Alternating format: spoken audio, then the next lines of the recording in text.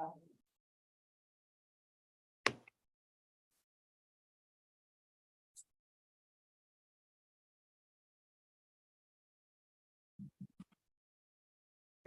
feels great.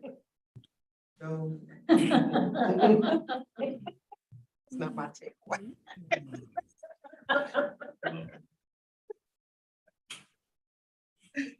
Greg Crawford and Greg Kimball.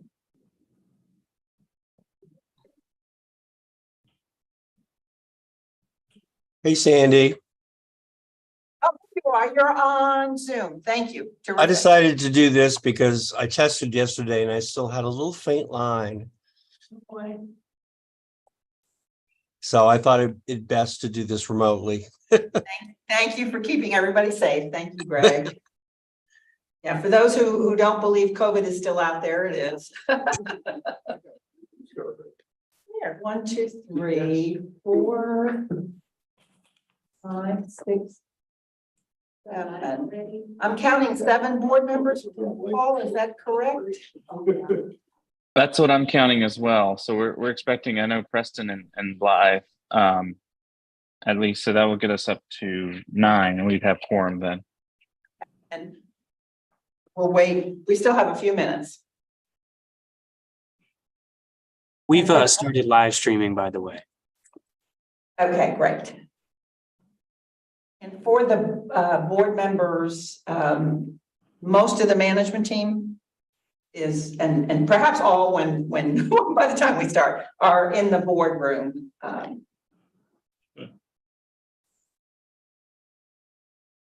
You at the podium, hit preset 3, I'll bring the camera to you. Screen. And Kim, stay seated. Oh, yes, her voice I should saw project. another Yeah, one. she's busted. Well, and she has that wonderful theater voice, so she could. Just figured to put it here like that.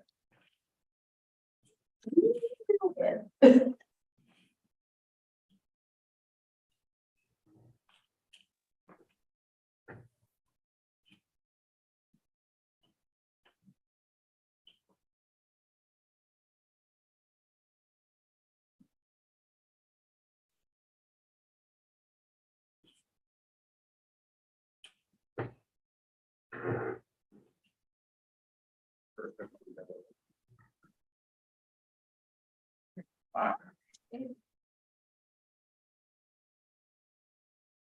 Yeah, I got that.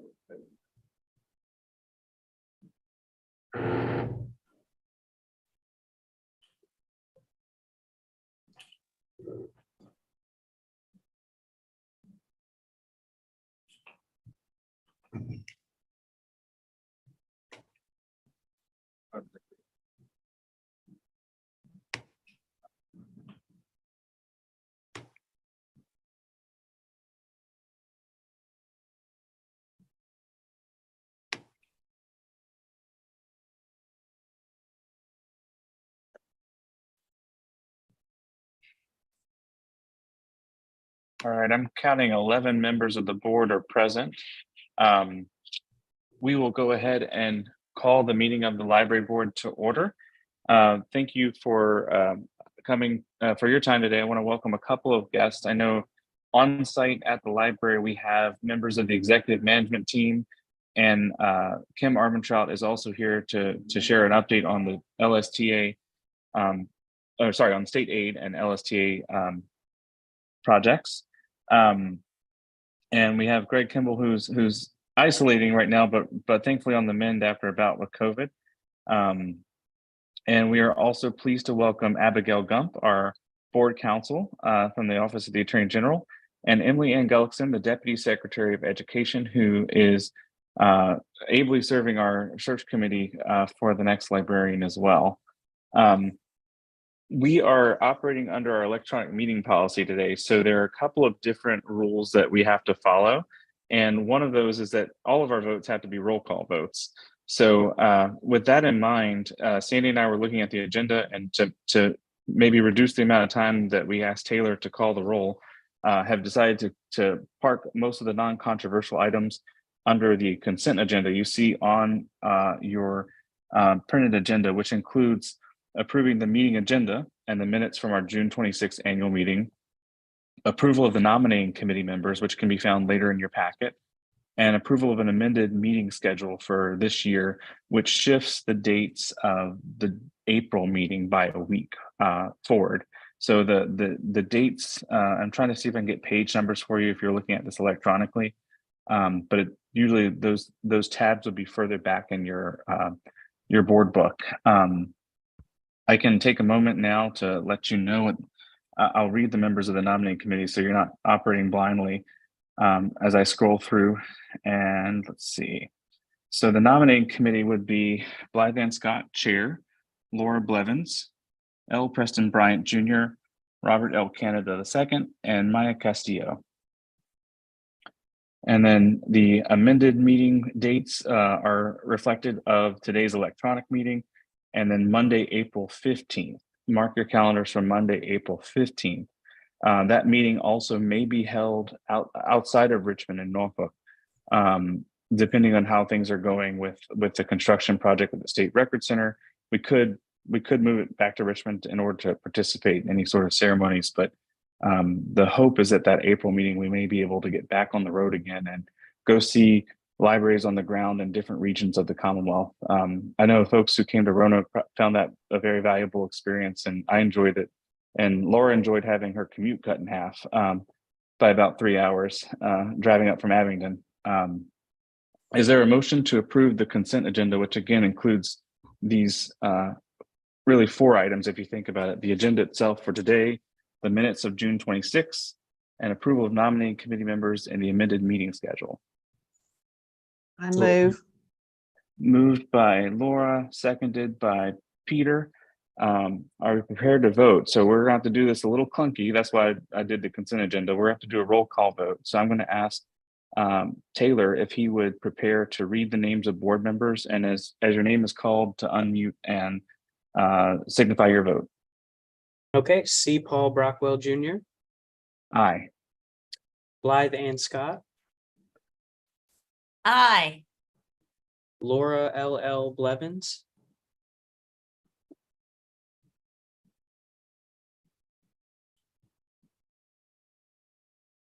Laura? Aye. Peter E. Broadbent Jr., Aye. L. Preston Bryant Jr.,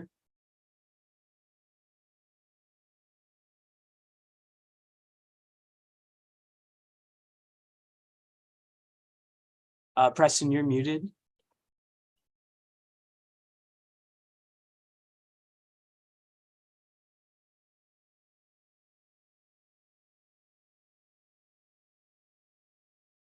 We'll return to him. We'll keep going through the roll call and come back to Preston. Robert L. Canada, Aye. Maya Castillo, Aye. Suzette Denslow, Aye. Barbara Vines Little, Aye. Shelley Viola Murphy, Aye. Lana Reel, Aye. and Leonard Tango. Aye. All right, Preston, are you able to Yes, chime in? Preston's here. Perfect. And your vote on the consent agenda is I approve, yes. wonderful. All right, that takes us. Sorry, I muted myself. Sorry to keep you in suspense.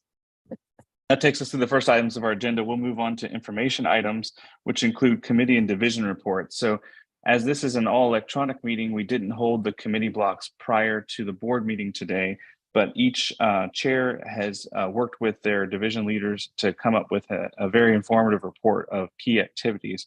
So at this time, I'd like to recognize Peter Broadbent to report on behalf of the Archives, Collections, and Records Management Services Committee. Peter. Thank you, Mr. Chairman. First item I have is an update on the library's partnership with Ancestry.com, which falls under Kathy Jordan's purview. That y'all will recall at the June meeting that Kathy told us about the latest agreement with Ancestry, which includes digitization and putting online the Virginia personal property tax records from 1782 to 1900. Several city birth and death records, namely Richmond City, Norfolk City, and Portsmouth City in the 1897 to 1912 period, and then the Virginia Department of Military Affairs organization cards. As a progress report on that, Kathy advised that the first batch of the personal property tax records is scheduled for September shipment. That in-house digitization of the city births and deaths has begun. That Amanda Morrell, a reference archivist with the library, has taken on the responsibility of working with Ancestry's scanner on that. There is also a proposal to add city directories to the collections being digitized and indexed. And there'll be a further report on that in January. Kathy also has a report on the Transcribathon or Transcribiversary, that the library's annual Transcribiversary is scheduled for Saturday, September 23rd from 10 to 2. This is now the 9th year that the library has been conducting Transcribathons. This will be focused on the newly digitized World War II separation notices for transcription, and will offer guest speakers who will provide historical information and context to the collection. There are already 66 registered participants, which means it's nearly full. This is the library's way of celebrating and thanking our dedicated volunteers for all their hard work on this exciting project. Any board members who are in town this next weekend are invited to stop by to spend some time with the staff and volunteers on Saturday to learn more about this. Next, we have a report from Greg Crawford on new archival staff and state records. That the library has hired 2 new archival staff, Karen King and Maria Shellman.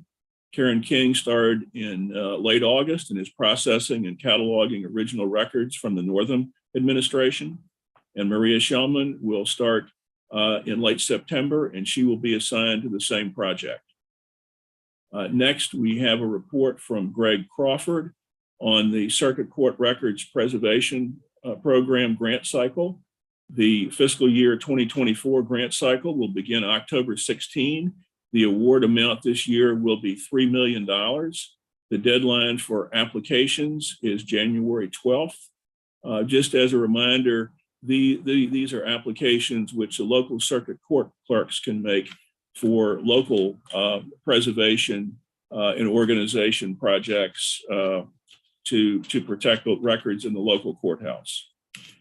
Next, we had a diseased microfilm update from John Metz, who reported, unfortunately, that this project continues to be delayed by staff vacancies that prevent the project from achieving a higher volume of duplication. That library staff has been exploring how to increase production by pushing more of the pre-production functions to backstage and increasing and using existing LVA staff to deal with post-production quality control and data entry. 2 of the 3 imaging service tech vacancies will be converted into funding for production, while the remaining 1 will be recruited to bolster staffing. Ideally, the library will simply scan reels of microfilm out to backstage, and backstage will take the responsibility for identifying troubled acetate film, doing basic data entry to capture information on the target of each reel and to prepare the film for duplication. Backstage is currently determining exactly which functions they can take on and what the workflow for this would be. The plan is to send 45 boxes consisting of 1,260 disease reels in the October shipment and increase that to 2,800 per shipment in future months. Next, John Metz reported on the Virginia Depository Library Program celebration. That Mary Clark, the head of acquisitions and access management, as well as the Virginia State Publications Program and the Virginia Federal Depository Library Program, will host a celebration of Virginia's membership in the Federal Depository Library Program at the Library of Virginia on Thursday, September 21st from 1 to 3. The celebration will feature select items from Virginia's outstanding federal publications collection, which include the earliest official publications of the United States government going back to 1789. Attendees will hear from the Director of the Government Publishing Office, the U.S. Superintendent of Documents, and other distinguished guests, and learn about the origins of the library's print collection from distinguished Virginia historian and LVA alumni Brent Tarter. Please let Taylor know if you would like to attend this. Again, it's this Thursday from 1 to 3. And Mr. Chairman, that concludes the report of the Archival Collections and Records Management Services Committee. Thank you, Mr. Broadbent. Are there any questions for Peter? Hearing none, we'll move on to Education Outreach and Research Services with Dr. Canada. Good morning, everyone. Honored to provide a report given to me by the Education Outreach and Research Services Committee, led by Ms. Fitzgerald Wyatt, Ms. Flagg, and Dr. Kimball. They provided 3 items that they reported on. The first one is with the Brown's Fellows Teachers and Teachers Institute. Ms. Fitzgerald Wyatt reported that as you all recall, she mentioned in our last meeting that the Brown Teacher Research Fellowship provides Virginia educators the opportunity to research and study within Virginia history and provide education resources to support the Library of Virginia's ongoing expeditions and education programs. Over the summer, the course of the summer, the Brown's Fellows, they worked with the library staff within the Library of Virginia, including consultation with reference and archival staff members. And these individuals' research will be added to the library's document bank of Virginia. This year's fellows were, I apologize up front for mispronouncing names, Andrew Avianis, who was a social science teacher at Grafton High School in Yorktown, Lorraine Dresch, who's a native of Wise County, and she's taught Afrikaner studies and English classes for the last 3 years at Waynesboro High School. And then also T.J. Henley, who's a social studies teacher at Broadway High School in Rockingham County. So, in the event that you, particularly the library staff, if you see these individuals, congratulate them. Also, I'm reporting from Ms. Wyatt that the library has held its 14th annual Anne and Ryan Brown Teacher Institute with generous funding from the library's endowment and support from the Virginia Humanities and Peachtree House Foundation. The Institute focuses on research projects of local stories and histories that are typically been hidden or neglected from mainstream narratives. This particular year's Institute regions were 2, 3, 5, and 7, which came out of the superintendent's regions. So it was Wise in July, Fredericksburg, July 27th, Charlotte, 5, August 1st, and in Hampton, which is region 2, August 2nd to 3rd. Just to let you all know, that this institute was the participants found it very useful. Some of the survey results range from teachers saying that they feel like they had have been handed a large treasure box of full applicable resources that they could use. And another participant stated that they felt like the library was at their fingertips now and regarding numerous topics and individuals within Virginia. So kudos to this institute. The second item shared by Dr. Kimball deals with the Indigenous Perspectives exhibition, and it's scheduled to open Monday, December 4th, 2023, and will run through Saturday, August 17th, 2024. So very excited about that. So definitely look out for more information as it relates to this exhibit. And then finally, an update from Ms. Flagg dealing with the library's communications and marketing. They continue to promote the library's anniversary activities, along with other signature programs throughout robust and integrated marketing, which is very important. To date, they have reached over more than 1.3 million people in areas across the state regarding the LV on the go, which is wonderful. And then also they've maintained a consistent presence in the media across Virginia and beyond. Since the start of the year, they have been the focus of 117 stories and have been mentioned in 133 stories. So kudos to you all for that and keep up the good work. And Chairman Brockwell, that ends this report. Thank you, Dr. Canada. Are there any questions for Robert? All right, hearing none, we are going on to the Legislative and Finance Committee update. There is an action item vote on this to approve the 2023-2024 LSTA budget, which was included in the electronic board packet. And our council has asked me to encourage all of our board members to have their cameras on during roll call votes so that we can match board members with their votes, just as a good practice. So if you have the ability to turn your camera on, now would be a great time. And we have a couple more of those votes scheduled during the report of the chair and during new business as well. With that, I'll recognize Preston Bryant to take it away. Thank you, Mr. Chairman. We have good news to report on the legislative and finance piece, especially around the budget. Overall, the general fund amount provided to the library increased from 20.7 to 24.3 million. So we picked up some general fund dollars. Within that, there was 1.4 million for IT, and I think I saw in the budget, and Dan will correct me, I think there was some money picked up for some maintenance reserve as well. Overall, as you know, it took the General Assembly 6 months. They adjourned in February, and in late August, they picked up the piece. They adjourned in February without having adopted a more fully amended budget. 6 months later, they picked up the pieces, and at the end of August, did indeed adopt a more fully amended budget. There were $4 billion plus in surplus, but they achieved a lot of signature items, including yet another $1 billion tax relief that came off the top in general fund, and then various salary increases. In the first slimly adopted budget back in February, there was a 2% salary increase for state employees.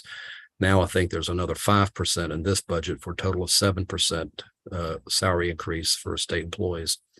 And so that benefits, of course, Dan will correct me if I am misremembering, but I think that obviously benefits our good staff. The governor is now preparing, as we all know, his next budget. This will be his first full biennial budget. Here it is, September and October. They will be finalizing that. It'll be released on December the 20th. So we'll know what his new biennial budget will be. That'll govern, that'll be his proposal for his final 2 years in office. The staff, all the agencies have submitted both their operational and capital requests for that budget. And so to the extent they are allowed to give us any insights as to what they have requested, they can. A lot of that is perhaps still under wraps because no decisions have been made, and it's the governor's story to tell. But Dan will enlighten us on that. I would also ask that when Dan speaks, that we also get a little bit of an update on any capital issues, such as the State Records Center, and kind of just where that stands. Mr. Chairman, may I turn it back over to you and to Dan? Yes, sir. Dan, take it away. But first, I want you to do a happy dance for all the good news we got in the budget. All right. I'm not sure about happy dance, but I really want to thank everyone on the board. This happiness or this happy dance wouldn't be possible without you all. The $1.4 million that we have for what we've labeled as IT needs really go beyond IT needs. These are IT security. It's software that we use that enables users to access everything that we have. So without these critical infrastructure programs and funding for that, we'd be lost. And the level of services that we provide would be much reduced. We started this year knowing that we had that $1.4 million hole. So we implemented budget cuts across the agency. So really it's everyone within the library is doing the happy dance right now because those cuts are not going to have to be realized. And we can have our systems and our IT audits and our data storage can be back up to where it really has to be as stewards of this information. So very much a happy dance. Not sure since it's being recorded that I'll actually dance. Sorry, Paul. Little bit of information about last year and the fiscal year that ended. We closed out with all of our general funds expended, so 100% expended there. Overall, when you look at all of the funds together, cumulatively, we were at 97% expended. And the reason for that is you have federal dollars which don't align with the state fiscal year, so there's always some variance there. We also have CCRP funds, which is reimbursed to the circuit courts after they actually contract for the services. So we end up having a different cycle for that money as well. So really the good news is that we're back to where we should be. And this is an awfully good message. And it really would not have been possible without the board. So thank you all very much. I understand that Thursday, when the governor signed the budget, it was almost a celebration and it was a very happy event. So it was broadcast and they sent out the clip so you can see that if you missed it. Let's see, update on the capital outlay efforts. Thank you, Preston. You did a real good job on talking about the additional money, how that relates. In terms of capital, we've got two different programs that are going on right now. One is the State Records Center. We have an expansion project that's going on there. The state capital process is very deliberate and some would define it as very slow because of that, or I'm not sure how to put it in a positive light, but not quick. And the good news is we are in the final approval status for the working drawings. So how's that for a well-qualified statement? Means we're getting ever so closely, and realistically, we are looking at the potential for a spring groundbreaking event at the SRC. And again, this is expanding the SRC because we are bursting at the seams, and this would allow us to have an additional pod so we could at least be good for another 10, 15 years, 20 years. John, thank you. I had to look at John for the precise there. The other capital project that you all are, I'm sure, very well aware of is the building here. And the fact that this building, when it was opened in 1998, that the library world has changed and the way it was designed and the functions that it provides have changed. So the design lab work that's been done to basically identify what this building should look like for the next 30 years or so is done. And they've identified a cost for that. The cost is a range, and I have to give a range because it really depends on when the project starts and which parts and pieces we decide to move forward with. But the range is anywhere from 46 million to 66 million. And it will be, at the very least, a 3-year project. I don't see how that could be any amount less than that. When that starts, we have submitted the information to the governor's office. That capital request is with them. And in the capital process, we have to identify comparable projects so that the state can see if what we're asking for is realistic. So we benchmarked against UVA's Alderman Library System renovation. And what we came up with is more than $100 less than they're doing on their renovation. So Square foot? Pardon? Per square foot? Per square foot, yeah, yeah.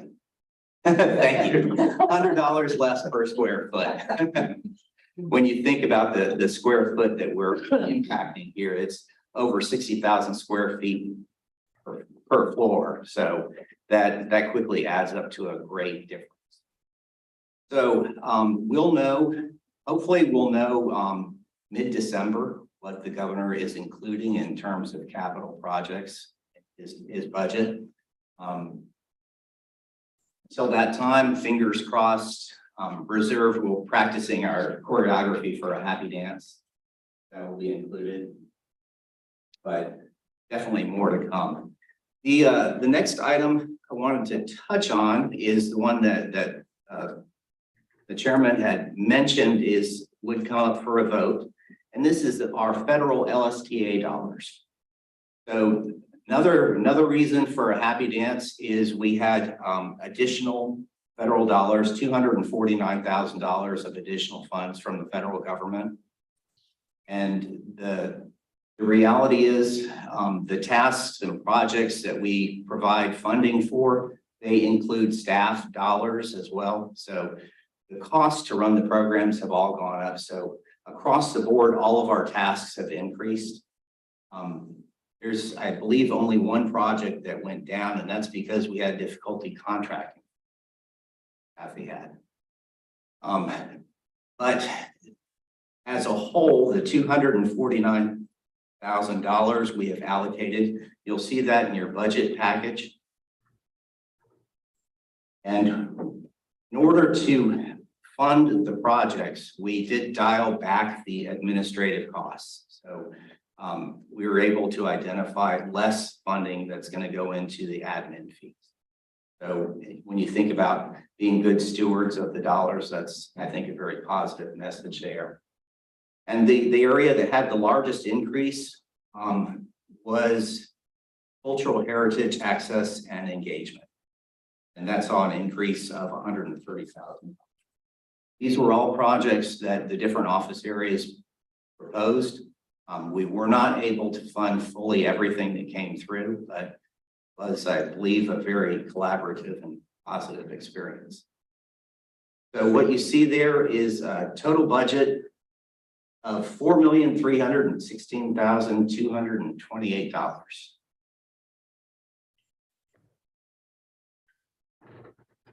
And that is proposed for the board vote. Thank you, Mr. Hinderleiter. Is there a motion to approve the LSTA budget as presented? So moved. Dr. Candamoose and Mr. Broadbent seconds. Are we prepared to vote? Okay. Taylor, take us away. You're on mute, by the way. Sorry, thanks, Paul.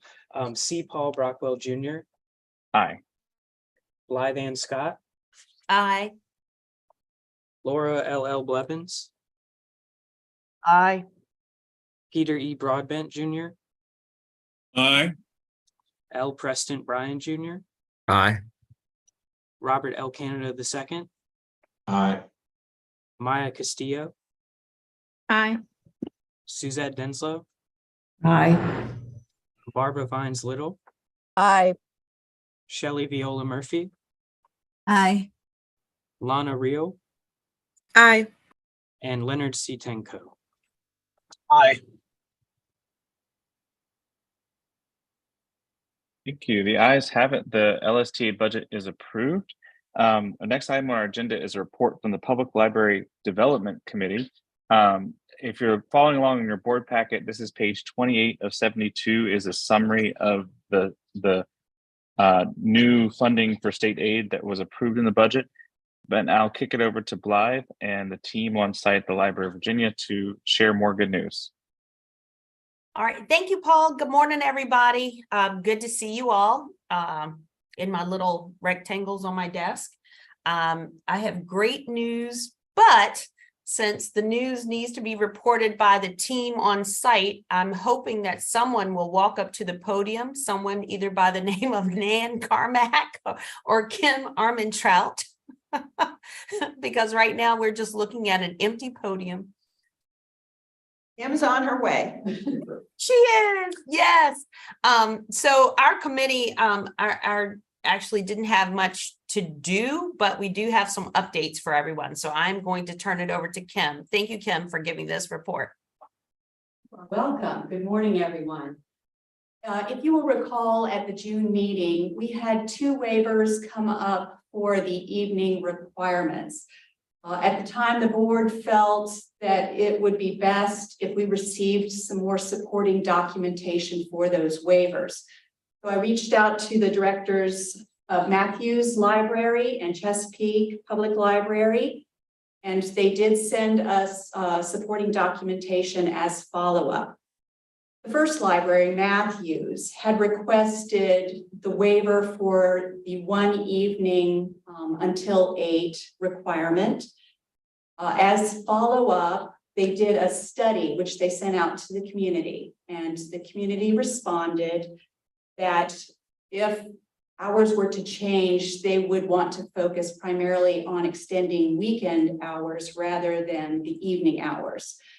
And all of this information is in your packet.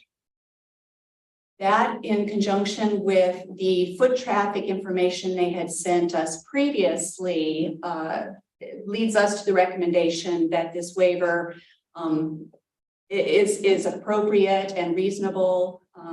This is something that the board had already voted on in June, contingent upon the supporting documentation. So we're just really open to your thoughts, but there isn't a vote required. Thank you, Kim, and thank you for sharing this information. As she mentioned, the board in its infinite wisdom and prescience in June voted to approve this on the condition of additional data. And additionally, we also voted to approve the state aid allocations, provided there be any increases through the state amendment process. So we've covered ourselves without needing to do any additional action today. But are there any questions for Ms. Armentrout on the Matthews County waiver? All right, continue. The second waiver was from Chesapeake Public Library. They are actually requesting a waiver just for the hours 7 to 8 in the evening. They will still maintain some evening presence after 5. And in your packet, they had several months worth of data illustrating their foot traffic patterns.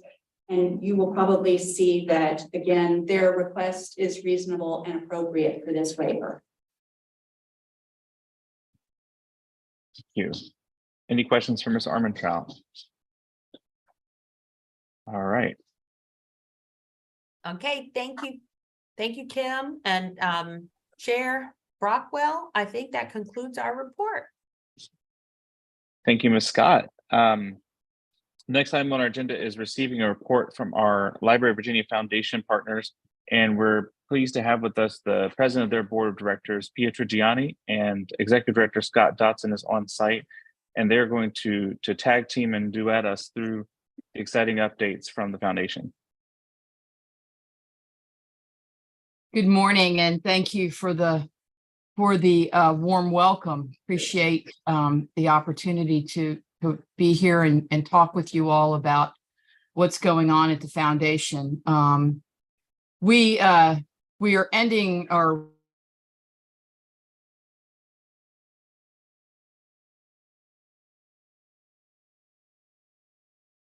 Did Pia freeze for folks? Yes. I think Pia froze right after her first word. Oh my gosh, she leaves us in suspense all the time, doesn't she? We give her one more second, and if she comes back, I will share her comments with you, and she can add something else when she comes back in. Okay, that makes sense.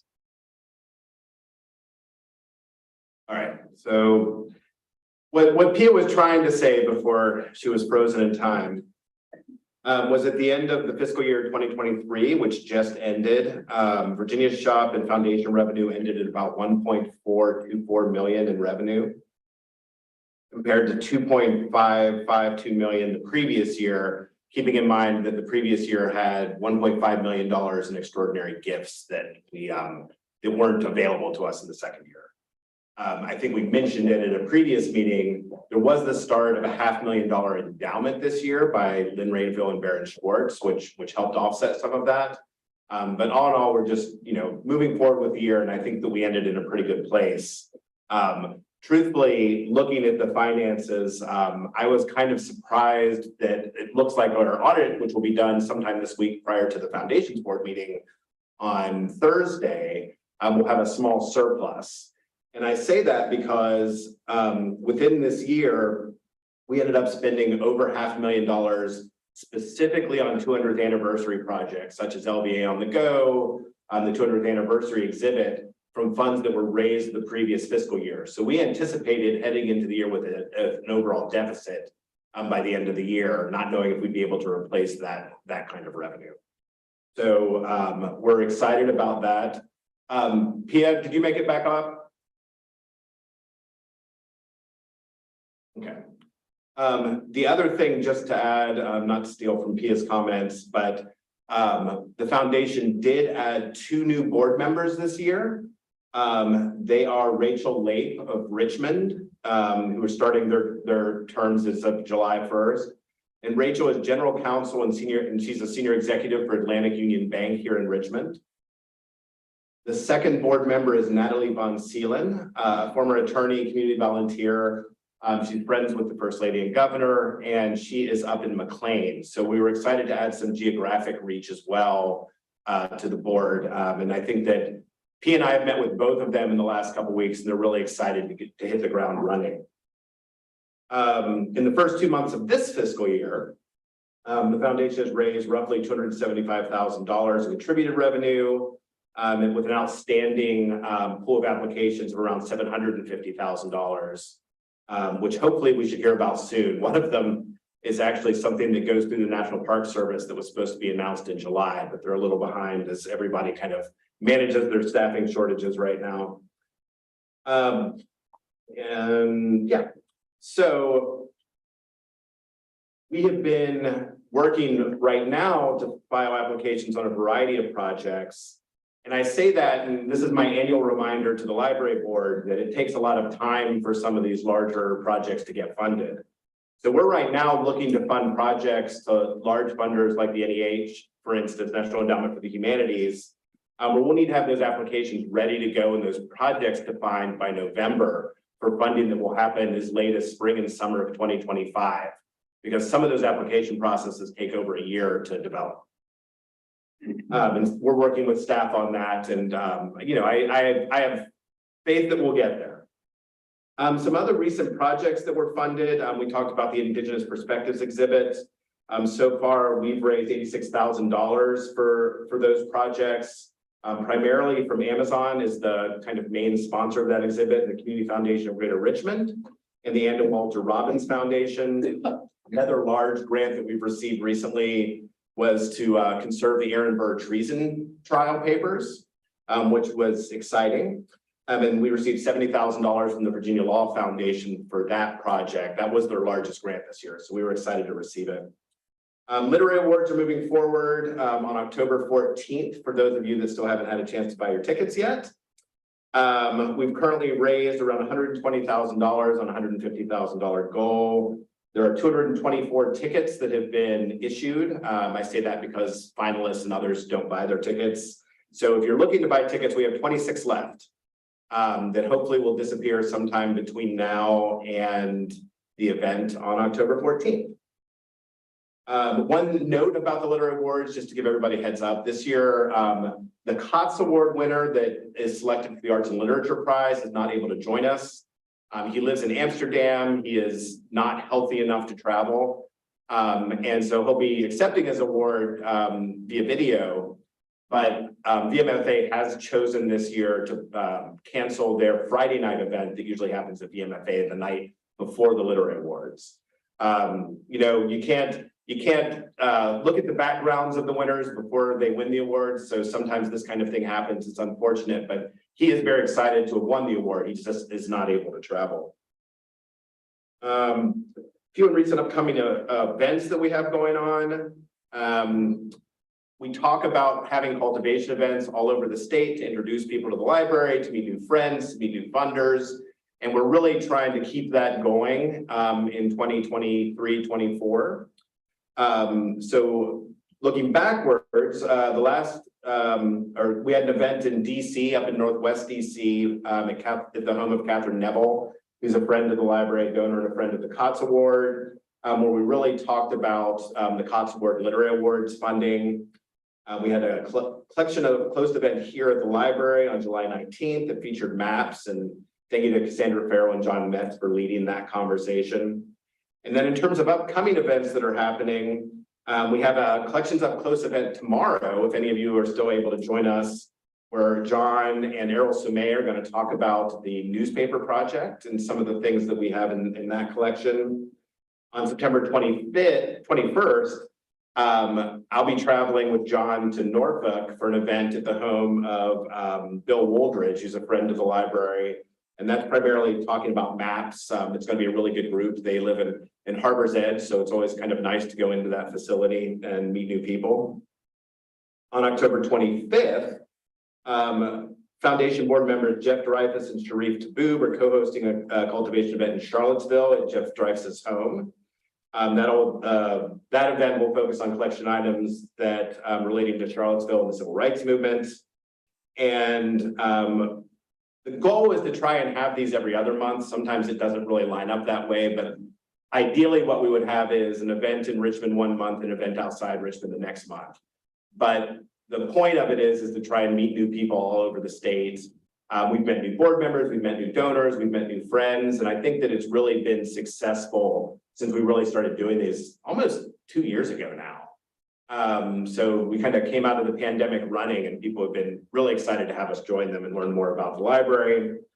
And we will be having a donor cultivation preview of the exhibit with VIPs on December 4th, that Monday evening as well. So add that to your calendar.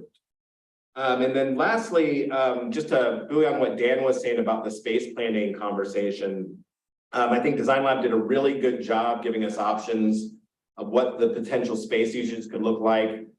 Maybe the next 30 years, maybe the next 100 years. It's always hard to tell. But we're really excited about those plans. And I think that from the feedback we've gotten from staff has been very positive. And we'll be doing a full presentation with Design Lab at the all agency meeting on September 25th. So staff can see the full completed plans, which is really exciting. But I say that because we know with the foundation that we're potentially going to have to raise half of the capital needs to get that project completed. So say the project ends up being 47 million, somewhere around 23.5 will need to be raised through private funding, in addition to whatever we need to raise for endowments. We know that there's a lot of requests coming up, a lot of needs of the library in terms of conservation, in terms of endowed positions. So whatever we do for a campaign as part of the Capitol building will also include some of that fundraising as well. And I say that because to that end, the foundation has decided to engage CCS, which is a campaign planning consulting firm out of, well, they're all over the place. The group that we're working with is primarily out of DC and Boston, to initiate a campaign planning study that will start at the beginning of November and end sometime at the end of January. And I say all of this because there will be several people in this room on this video that will probably be asked to participate in some capacity. It's mostly a fact-finding mission, which is always exciting to find out what kind of resources are out there, but also kind of just what the general sense is of this kind of campaign work.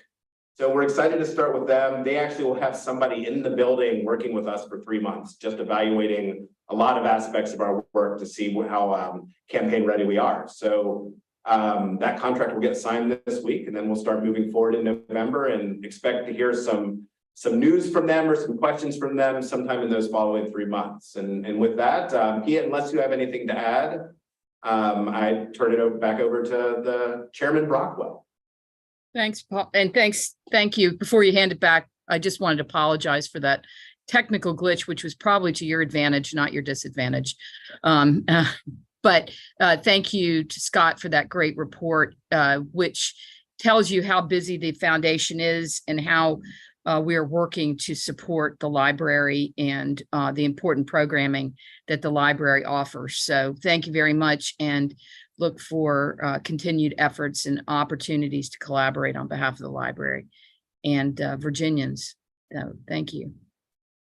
Pia, you weren't around to hear it, but we all complimented your ability to leave us in suspense and wanting more when you froze up earlier. It's a talent we Trigianis have. That's something that we always leave them asking for more. Absolutely, absolutely. Well, thank you both for sharing with us today. It's exciting. It's exciting. I'm very much looking forward to the Literary Awards next month and all that will happen in the space on October 14th. And thank you, thank you, thank you. The next item on our agenda is the report of the Librarian of Virginia.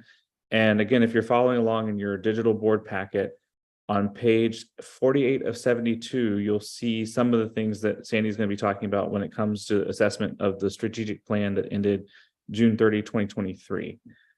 So thank you, Dr. Treadway. Thank you, Paul, and excuse me, thank you to everyone who's signed on to the Zoom. This is not the same as being together in the same room, and I certainly I love seeing your faces. I miss having conversations with you. Just isn't the same, but important to hold the meeting and to do this. I would just like to quickly, before turning to the strategic plan, to reiterate what you've heard a lot of from others here. This has been an exceptionally busy summer since we saw you last. We've had some amazing programs here at the library, and I would add some serious educational ones, but also some educational ones that have had what I'll call a fun element to them. The First Fridays events have been great. We had a Virginia Folklife Festival with some amazing music. And all of those bring new audiences into the building. And I have to say, our summer Weinstein series programs were extremely well attended at a time when people are out of town. So it was extremely gratifying to see that. The on-the-go vehicle went to more places this summer because that's when public libraries can handle that programming, and was extremely also, I think, enlightening for all of us.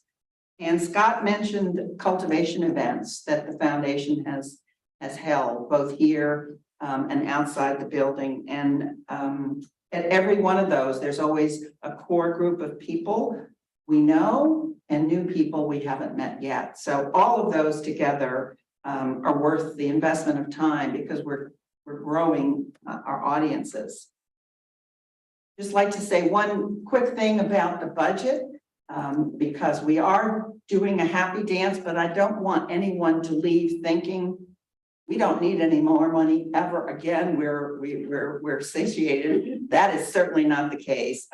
What the budget amounts that are included in the budget that was signed the other day basically keeps us whole. It keeps us from having to reduce programs because of the ever growing cost of managing the technology in this building. Every time a governor leaves office, I forget how many terabytes of information we get, but it's huge. And everything we have in electronic format, we have to keep forever. So it's not something where we're adding things and things are going. So the cost of not only managing it, but making it accessible to people, we can't control those. So this is really, really important for us. But it just keeps us from having to reduce in other areas with this amount. And also the 3.2 million in state aid. 3.5. There we go. I was holding on to those 300,000, but I guess not. That's huge. And that, as you see in your packet, makes a big difference to each and every public library. So we're not quite at full funding yet, but we're closer than I think. I'm looking at Kim. 87.5%. 87.5% there. So it would not be out of the question to think within a year or two that formula could be fully funded. And then you will see library directors across Virginia do a happy dance for sure. Many of you who've been on the board a while remember the strategic plan that we put in place in 2018. But for many of you, you you may have joined the board since that was issued. It is, of course, on our website, and hopefully you've seen it there. But we wanted to do a kind of assessment of how the library fared in carrying out that plan as it comes to its close this year.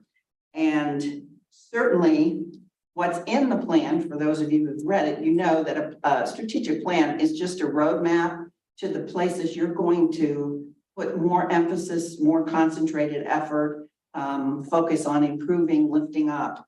But that plan does not include everything the library does by any means.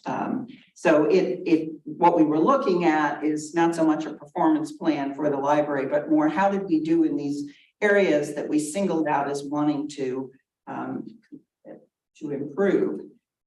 So under collecting the New Virginia, I would point you, I'm not going to go through the whole plan, but I would point you to the tremendous efforts we've made, and I think successfully so, in diversifying the library's collections. Probably I hate to say favorite, but the most favorite one for me was the remarkable photograph collection that we've received, documenting the various communities that live along Columbia Pike in Northern Virginia. And we did a photographic exhibit of some of those holdings. That's just the tip of the iceberg. I mean, we've gotten manuscript collections, we've gotten family papers, etc. So we're constantly on the lookout for that. And I was very pleased that 2 years ago, we did get in our budget request the funding to add a position we're calling a communities and culture archivist, but someone who can process these collections and help us identify new collections that are out there from communities that may be underrepresented in our holdings. And of course, the work we've been doing 5 years ago when that plan started, the expansion of the State Record Center was just a gleam in our eyes. And now it's getting really close to reality, which is wonderful. I'm thinking that the second strategic goal we had was dynamic digitization. And if you look at the amount of material that we've added to our digital collections and are preparing to add through the World War II Separation Notice Project, it's remarkable. But to manage all that, we needed updated and completely new software. And that has made access to the collections more robust, but it's given us some challenges too. So our staff ingesting the amount of material we have and the complexity of it into these systems can be a challenge. So, and that's particularly Rosetta. Is that right, Kathy? Yeah. So we're working on that, but it just was a great leap forward for us to do that. If you look at what we've done with Virginia Untold, and I won't go, and the Virginia Newspaper Project, I won't walk you through all of that, but and the Chancery Records Index, pretty remarkable the way we've been able to open up those collections to new users. Let's see, Peter's referred to that. We also, one of our objectives was to continue to grow the user base and the audience for our transcription project, Making History. And we've done that remarkably. I was stunned that during the pandemic, when people couldn't come in here to do it, they still wanted to do it. And we were doing virtual transcribe-a-thons with people across Virginia. And actually, there's a lot of out-of-state people that do this too. And I was thrilled when we were able to, the House Clerk's Office had reached out to us and asked if their pages during the General Assembly session could participate in their off hours and work on transcribing history materials from the library's collection. And they were blown away by that experience. In terms of civic leadership, I think you just read through what I turned in. The programming we've done over the last 5 years has been across the board, has brought in people from various different backgrounds, perspectives, and offered an array of thoughtful programming in that area. And it's been reinforced if you look at the exhibit titles for the last 5 years with the exhibitions we've held as well. We're trying to provide as diverse perspectives in terms of the exhibitions. And I think the one we have up now, 200 years, 200 stories, just shows the diversity of Virginia and the diversity of the library's collections from people of all ages, backgrounds, perspectives, and works of fields of endeavor, let's say. I also am thrilled that we've been able to add a position that was from 2 years ago in the budget as well, called a community engagement and partnerships position in our education and outreach department, because I think the sky is the limit on the kind of partnerships we can do, and through vehicles such as On the Go and other outreach activities, we can bring in more and more community partners. I think the next strategic goal was to focus on the library as a place, and I can't think of anything better than transforming the space that's here so that it actually fits not what we did and what libraries did 25 years ago, but what people are coming to libraries for today. I think that's really, really important. But in the meantime, we did make some short-term changes, and certainly we've upgraded our audio-visual capacity in the public conference rooms downstairs, in the boardroom up here, and that has been not only has it been helped us be able to connect with people outside the library, but it also means that Dan, who is trying in every way possible to increase our revenue stream, is able to offer that to organizations that might want to rent our space as an enhancement, because they do need that, and we're now able to offer it. And finally, the last strategic goal was Library Beyond Place, and I think no one, when this plan was written, expected the COVID-19 pandemic. We had just absolutely no way to know that, and that really put this strategic goal to the test, because we had to be a library, but not a physical library, for many, many months. And I'm so impressed with the way the staff transitioned. We're able to adapt to online programming, and we're able to adapt to providing reference and research services to people who needed them within just a week or two of grappling with what this pandemic was and how we would operate. And I do want to commend our public services staff, because they also figured out a way to open up again. I would say we were one of the very first research organizations that opened up again in July of 2020 into the pandemic, and did it in a way that kept staff and our patrons very safe. We are also, in terms of Library Beyond Place, and you'll be hearing more about it in the coming year, planning a redesign of the library's website to make it much more navigable and functional, not just for expert users, but for the average person who encounters us for the first time. When the strategic plan was written, you can tell, if you've looked at it, that our 200th anniversary wasn't top of mind for anybody. So I added something toward the end of the report, because that has been a very important focus of the last year and a half. And I would say that we didn't have all the money in the world. We couldn't do some of the things that staff came up with as great ideas.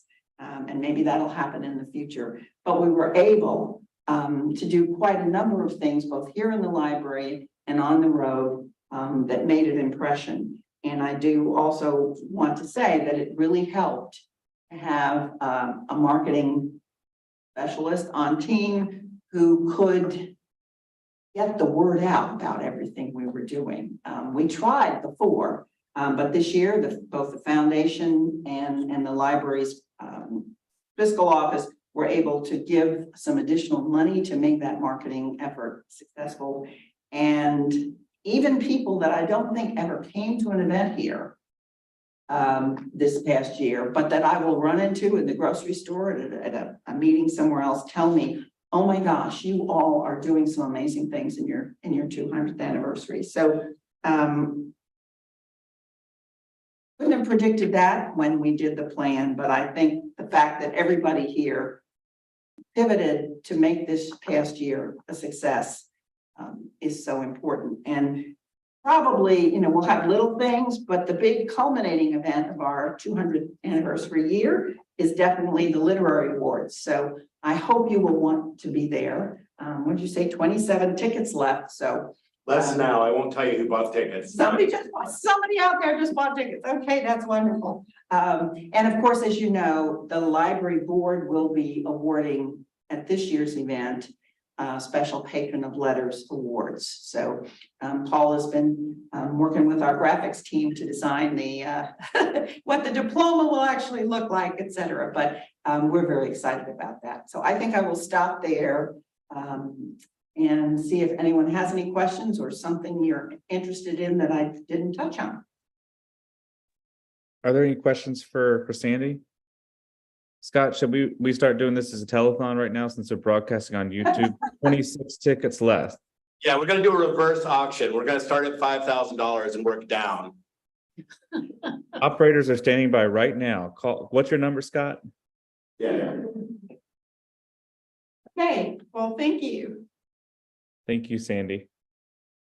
The next item on the agenda is the report of the chair. There's been a lot said that I won't repeat because other folks have said it very well, especially in Sandy's report. I just want to reiterate what she wrote in that final section of the assessment, that our 200th anniversary year has been exciting and a robust series of programs. And we're thankful for the foundation for making that possible, especially the work they've been doing on the Patron of Letters. Each of our honorees will be receiving a very handsome medallion that the foundation is working with vendors to secure ahead of the October 14th presentation. With that, I also I can say that the search committee has been meeting regularly throughout the late summer and September to move forward and look at the applicants that we have in. At this time, I would want to entertain a motion, as we noted on the agenda, to enter closed session to talk through some of those aspects. So we'll need a roll call vote, and I'll recognize Preston for the motion.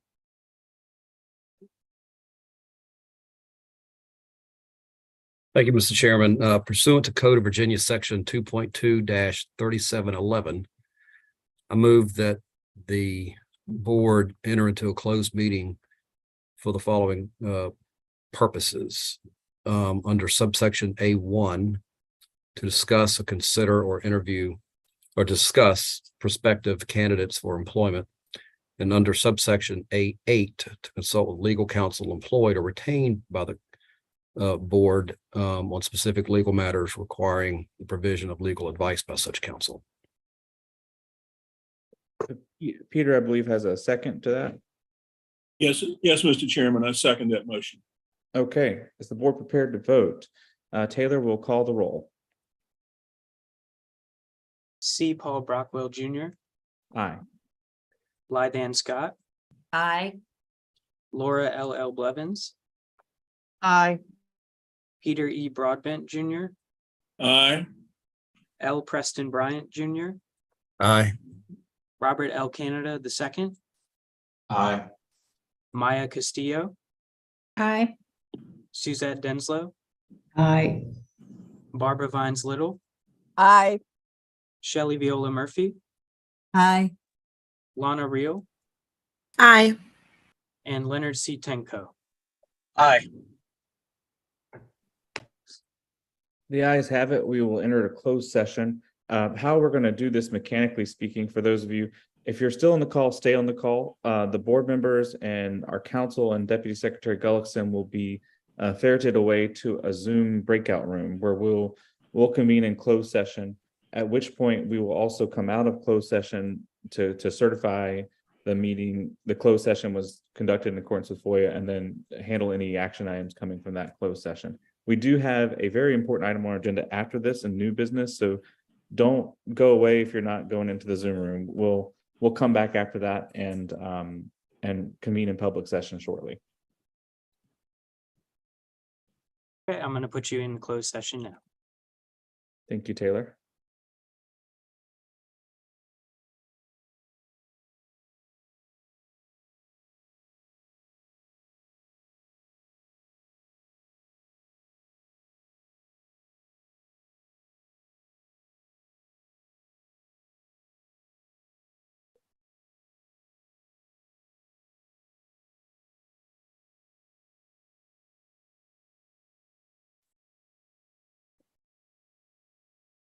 But she was frozen again.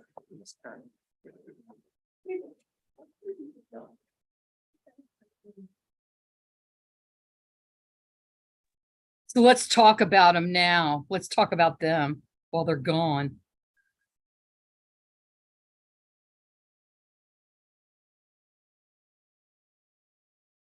Can you hear me?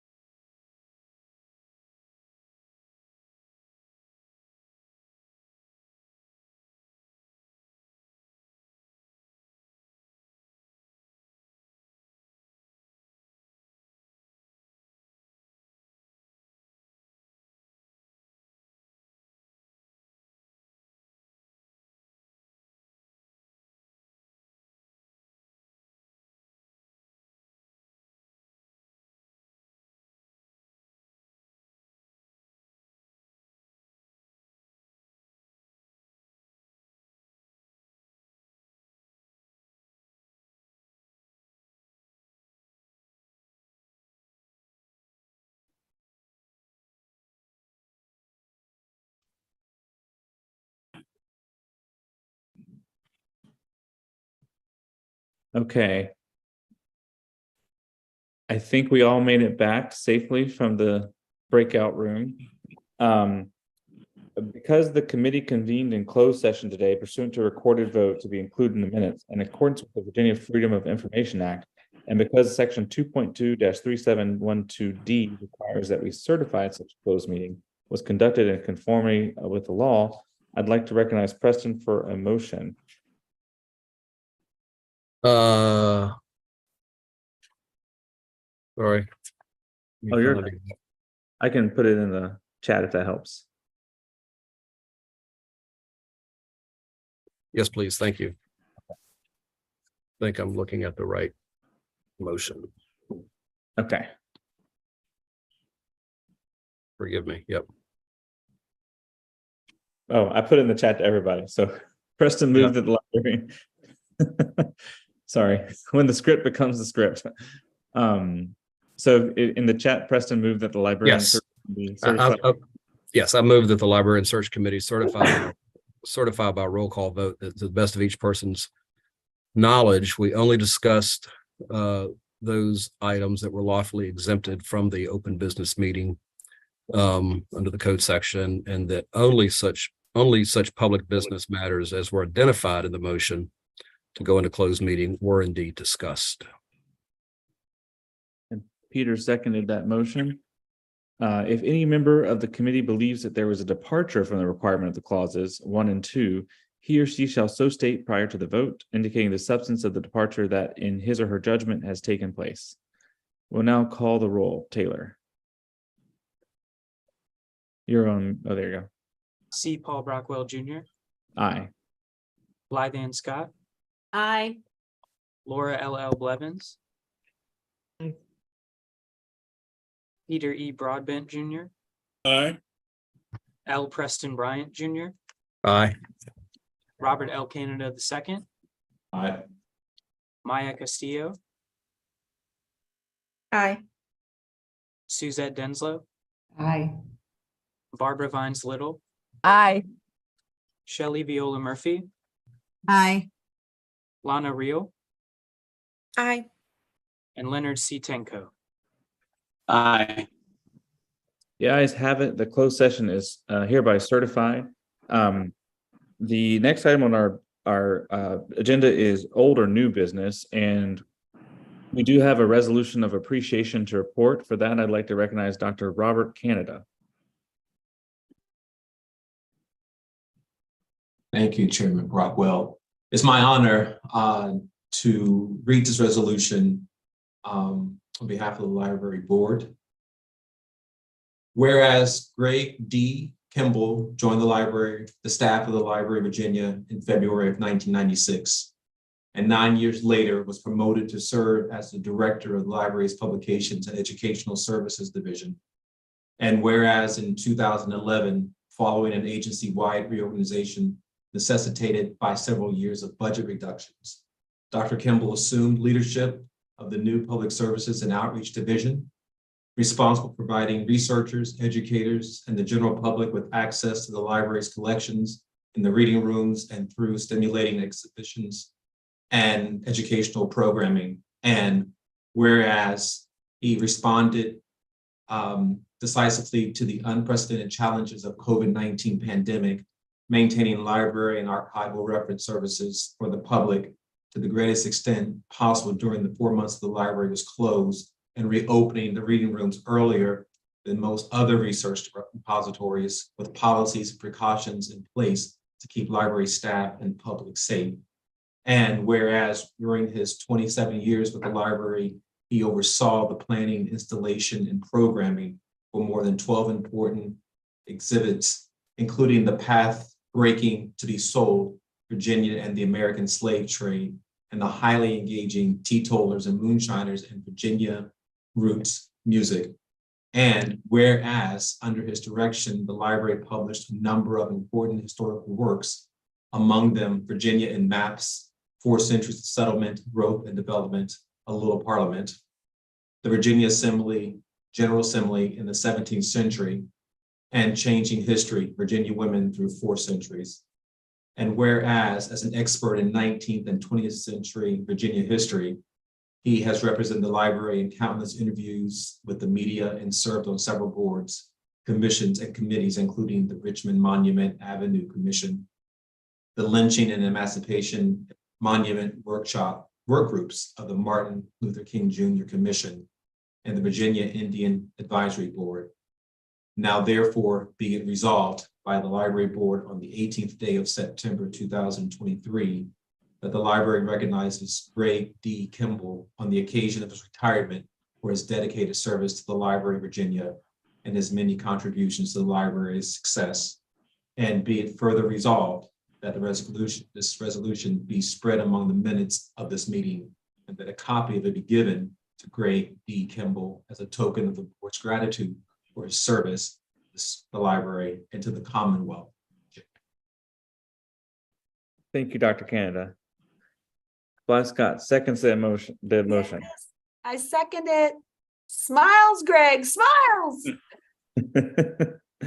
Greg, we wanted this to be a surprise to you and to share our heartfelt thanks for your many years of service to the library and the excellent work that you've done on behalf of all Virginians in helping educate and inspire about our history. We couldn't think of anything better to do, and I'm sorry that we're not able to do it in person, but we wanted to make sure that we sent you off well as you prepare for the next chapter. Are the members ready to vote? Okay, Taylor will call the roll. C. Paul Brockwell Jr., An enthusiastic aye. Blythe Ann Scott, Aye. Laura L. Blevins, Absolute aye. Peter E. Broadbent Jr., Very enthusiastic aye. L. Preston Bryant Jr., Aye. Robert L. Canada II, Aye, and congratulations, Dr. Kimball. Maya Castillo, Aye, and congratulations. Suzette Denslow, Warm, heartfelt aye. Barbara Vines Little, Aye, and we'll miss you. Shelley Viola Murphy, Congrats, Greg. Aye.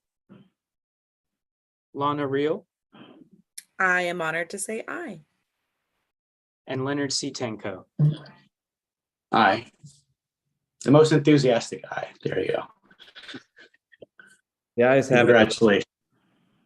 The ayes have it. The resolution is agreed to. Congratulations, Greg. You will be missed. Thank you to all of you. It's been an incredible experience, and the board, as always, has been really, really helpful and supportive of everything that we've been doing. So thank you all.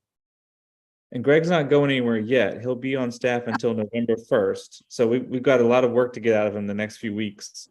And I hope that we'll have an opportunity in November, or maybe at the exhibit preview, to send our congrats to him in person. But we wanted to make sure, since we're not meeting again until then, that we honored him today at our board meeting.